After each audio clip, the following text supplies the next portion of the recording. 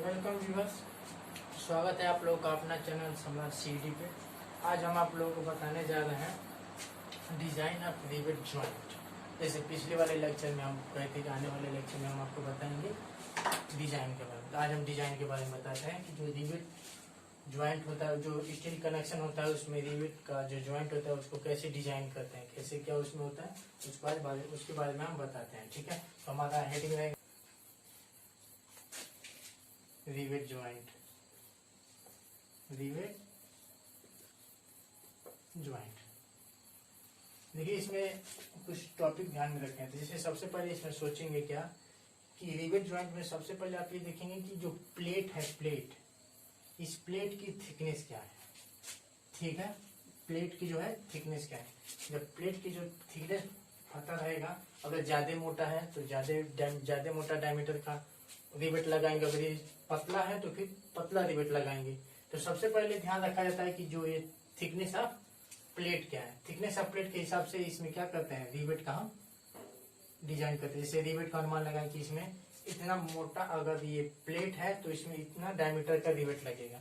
पहला चीज में ये चीज ध्यान रखेंगे। ठीक है, उसके बाद से दूसरा इसमें ध्यान रखेंगे क्या कि इसमें रिवेट लगने के बाद से इसको कितने पिच, मतलब कितने डिस्टेंस पे लगाना है। ठीक है, इसमें डिस्टेंस का ध्यान रखेंगे, कितने डिस्टेंस पे और कितना नंबर ऑफ पिच रखेंगे, वो नंबर ऑफ रिवेट रखेंगे। जैसे इसके मोटाई के हिसाब से हम तो ये तो डिसाइड कर दिए कि इसमें इस डायमीटर का रिवेट लगेगा, पहला पॉइंट हो गया।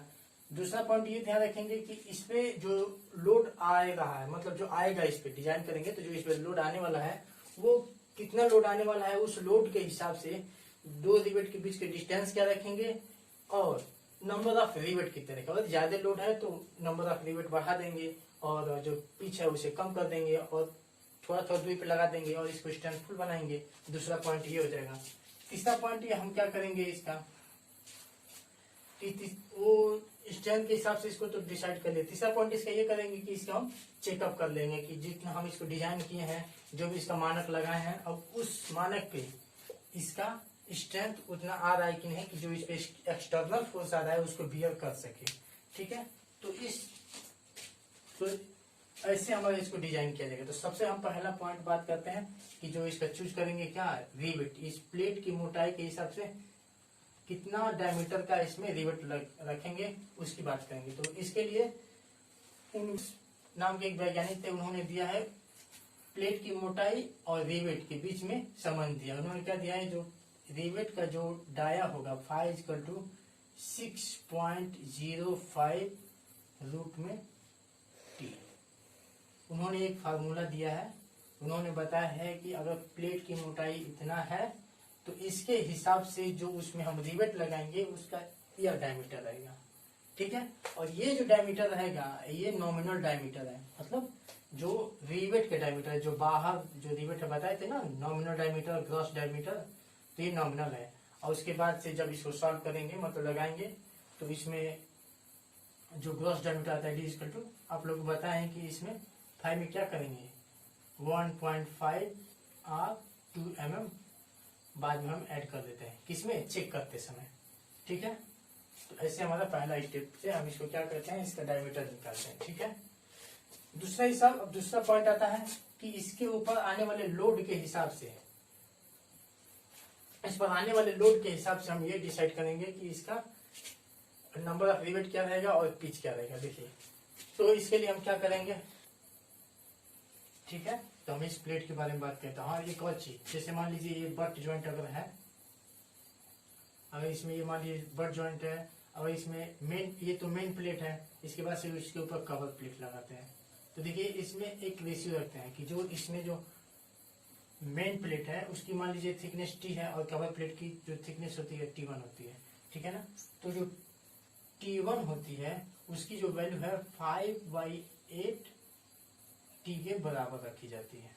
ठीक है, ताकि मान लीजिए ये आपका मेन प्लेट मोटा हो और इसमें पतला लगा दे कवर प्लेट, तो भी सही नहीं है। तो उसका भी एक रेशियो है कि जो ये इसका मेन प्लेट है वो क्या है, मेन प्लेट, और ये कवर प्लेट इसको बोलते हैं, जो एक्सटर्नल रूप में बाहर से लगता है इसको, तो इसको एक्सटर्नल प्लेट बोलते हैं। तो जो एक्सटर्नल प्लेट और ये मेन प्लेट के जो बीच का जो संबंध होता है ये होता है, इस रेशियो में ये दोनों का आना चाहिए। ठीक है, अब बात करते हैं इसका सेकंड स्टेज के लिए स्ट्रेंथ के ऊपर, जिससे हम इसको निकाल सके क्या, इसमें पिच और नंबर ऑफ रिवेट। ठीक है, तो इसको रब कर रहे हैं। अब देखिए बात करिए स्ट्रेंथ के लिए, तो स्ट्रेंथ के लिए इसमें 3 स्ट्रेंथ होता है, आपको पहले लेक्चर से बताते आ रहे हैं, टेंसाइल, शियर और एक होता है बियरिंग।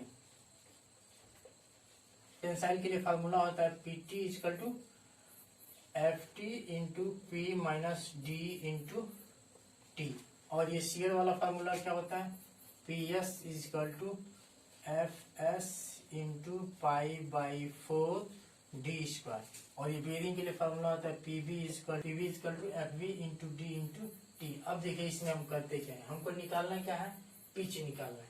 तो देखिए क्या करते हैं कि इसको छोड़ देते हैं, ठीक है, और इन दोनों को लेते हैं क्योंकि इसमें पिच नहीं है। ठीक है, और पहले वाले एजम्पशन से हम क्या डायमीटर तो निकाल चुके हैं, रिवेट का जो डायमीटर है वो एजम्पशन कर चुके हैं कि हम इस डायमीटर का रिवेट इसमें लगाएंगे। अब देखिए इसके अकॉर्डिंग के हिसाब से, और ये क्या है, ये परमिसिबल स्ट्रेस है, ये तो इसके ग्रेड के हिसाब से हमें पता रहेगा, और इसमें हम D की वैल्यू रखकर हम इसका क्या करेंगे, शियर स्ट्रेंथ निकाल सकते हैं। उसी प्रकार हम इसकी बियरिंग स्ट्रेंथ निकाल सकते हैं। अब आप इसे ध्यान सोचिएगा, हमें शियरिंग स्ट्रेंथ पता गया और बियरिंग स्ट्रेंथ पता गया, तो क्या करेंगे कि इन दोनों में देख लेंगे कि मिनिमम कौन सा है, जो इसमें मिनिमम होगा उसको क्या करेंगे, इसका मान लीजिए मिनिमम आ गया शियर स्ट्रेंथ बियरिंग स्ट्रेंथ से मिनिमम आ गया, तो क्या करेंगे, इसका जो वैल्यू है क्या करेंगे, PT के बराबर मिलाकर इसको पुट कर देंगे। यहाँ पे ये वाला हम वैल्यू लेकर, मान लीजिए इसका वैल्यू आ गया X, तो X का वैल्यू लाकर इधर रख देंगे। अब इसमें देखिए, और इसके सहारे इसे क्या करेंगे, इसका हम पिच क्या करेंगे, पिच फाइंड आउट करेंगे, तब इससे क्या होगा, पिच हमें पता चल गया। ठीक है, अब देखिए अब हमें इसका पिच पता चल गया, इस पे कितना लोड आ रहा है वो हमें पता ही है। ठीक है, पिच निकल गया, अब हम निकालेंगे क्या कि अब इसमें कितने नंबर ऑफ रिवेट्स रखें। ठीक है, तो नंबर ऑफ रिवेट इसमें निकालने के लिए क्या करेंगे कि नंबर ऑफ रिवेट्स होता है, इस पे आने वाले लोड जो होता है, जैसे इस पे आने वाला जो लोड है F है, एक्सटर्नल लोड से, जैसे मान लीजिए इस पे कंप्रेशन लोड आ रहा है या फिर टेंशन लोड जो भी आ रहा है, तो जो एक्सटर्नल लोड आ रहा है वो लोड F, और इसका जो स्ट्रेंथ अभी भी हम लोग फाइंड आउट किए हैं शियर टाइप का, वो आपका मान लीजिए R। इस फार्मूले से क्या करेंगे, नंबर ऑफ रिवेट हम निकाल लेंगे। ठीक है, ये रहा इसका नंबर ऑफ रिवेट। अब आते हैं के बारे में पता चलेगा कि इतना रिवेट इसमें लगेगा। अब देखिए हम क्या क्या पता कर चुके हैं, हम डायमीटर ऑफ रिवेट पता कर चुके हैं, पिच हमें पता चलेगा, और हमें नंबर ऑफ रिवेट्स पता चलेगा। ठीक है, ये सभी हमें पता चल गया, और एक्सटर्नल जो लोड है वो तो हमें पता ही रहेगा। अब क्या करेंगे कि इसका चेक कर लेंगे, चेक में करेंगे क्या कि फिर इसका क्या करेंगे, हम स्ट्रेंथ फाइंड आउट कर लेंगे कि इसका स्ट्रेंथ कितना, और इस स्ट्रेंथ जो आ रहा है ये एक्सटर्नल लोड को बियर करने के लायक है या नहीं है। अगर ये इसको बियर करने के लायक अगर ये है तो फिर इसको ये डिजाइन इसको फिक्स कर देंगे, अगर ये नहीं है तो फिर हम क्या करेंगे, दोबारा एडजप्शन करेंगे। ठीक है, ये इसका चेकअप है। और इसका चेकअप है जैसे कि मान लीजिए हम बना रहे हैं कि पिच तो हम वो देखिए पिच की वैल्यू मान लीजिए रिवेट है, दो रिवेट लग रहा है, और दो रिवेट के बीच की जो डिस्टेंस होती है वो पिच होती है। तो इसका कंडीशन होता है जो पिच की जो वैल्यू है वो देखिए, अगर मिनिमम अगर 2.5 D से अगर कम आती है तो फिर इसमें एक्सेप्टेबल नहीं होगा, तो फिर इसमें लागू नहीं होगा।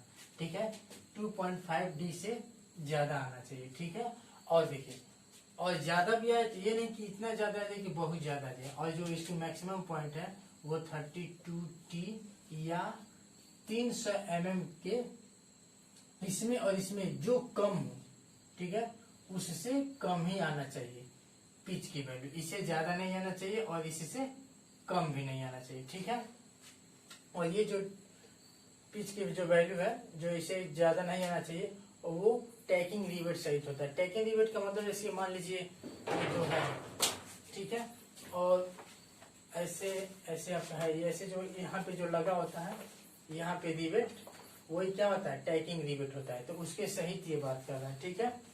टैकिंग रिवेट आपके सिलेबस में नहीं है लेकिन बता दे रहे हैं। और देखिए, और उसके बाद समझिए जो कंप्रेशन मेंबर होता है, कंप्रेशन मेंबर में क्या होता है, जो पिच की जो वैल्यू होती है वो 12T या 200 mm के से क्या होना चाहिए, ज्यादा नहीं होना चाहिए। और टेंशन मेंबर के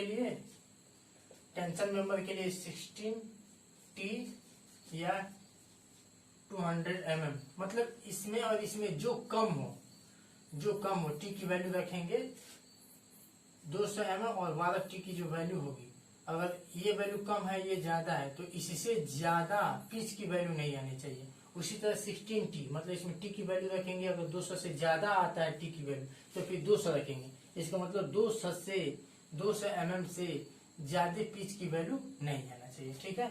ये रहा डिजाइन का प्रोसेस, और भी इसका कंसेप्ट है, आगे हम न्यूमेरिकल लगाएंगे उसमें कंसेप्ट क्लियर होगा। तो बस आज के लिए इतना ही। हाँ, और